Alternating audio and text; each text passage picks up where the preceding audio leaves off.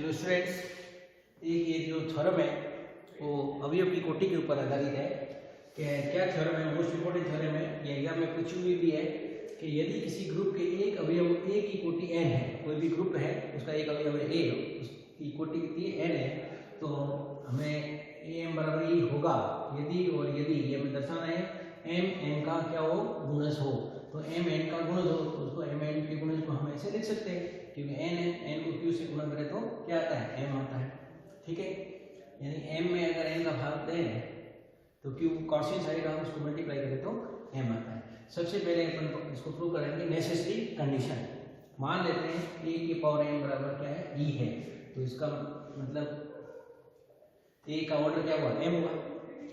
दिया क्या है, a का ऑर्डर क्या है, n है, तो इसका मतलब क्या हुआ, m या तो n के बराबर होगा या m क्या होगा, n से बड़ा होगा।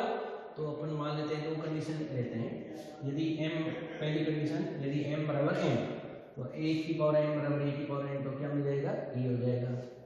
अब सेकंड कंडीशन ये लेते हैं कि m है वो n से बड़ा है, तो m n से बड़ा है तो n में n का भाग में q आ जाएगा और मान लेते हैं रिमाइंडर बचता है। तो पूर्णांक है q और r, तो m बराबर क्या हुआ, q प्लस r, और r जो रिमाइंडर है शेष पर, या तो वो 0 होगा या n से छोटा होगा। अगर a की पावर m e की पावर a अवयव है तो a की पावर m लेते हैं, इसको भी m की पावर लेते हैं। a की पावर m बराबर क्या है, e, और a n q को मैं ऐसे लिख सकता हूँ, a की पावर n अलग अलग कर देते हैं, ये बाइनरी ऑपरेशन है।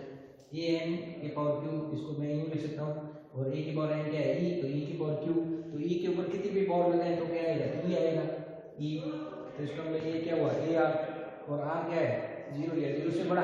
इसका मतलब हमें क्या दिया, ऑर्डर ऑफ a n, इसका मतलब क्या हुआ, a की पावर r बराबर e आ रहा है, तो इसका मतलब a की पावर r बराबर e कब आएगा, जब ऑर्डर तो n है, तो a के ऊपर r बराबर e, ये कब आएगा, तो कब मिलेगा, जब r क्या हो, 0 हो।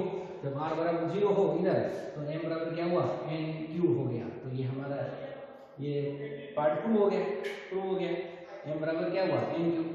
अब ये तो हुआ नेसेसरी कंडीशन। सफिशिएंट कंडीशन क्या है, हम m बराबर n q लेते हैं और m बराबर e क्या करते हैं, 2 कर देते हैं। तो m बराबर n q, a के पावर n ले लेते हैं, a की पावर e q, तो m बराबर e, इसका मतलब a का ऑर्डर क्या हुआ, m हो गया।